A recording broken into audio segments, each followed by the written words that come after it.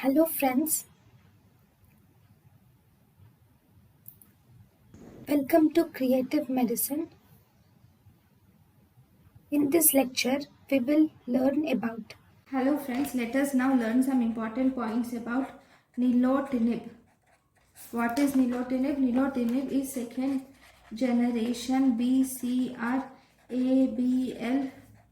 PDGF receptor beta and c-KIT receptor tyrosine kinase inhibitors.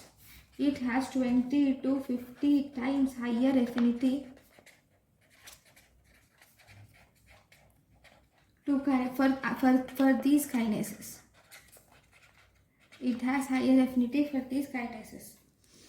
Thus, it can even overcome, so it can be used for the treatment of imatinib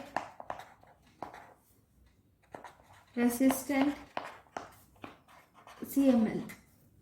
But the problem is it has only 30% bioavailability orally, and its absorption is improved by food.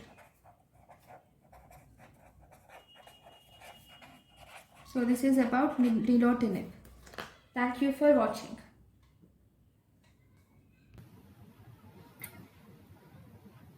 Thank you and thank you for watching.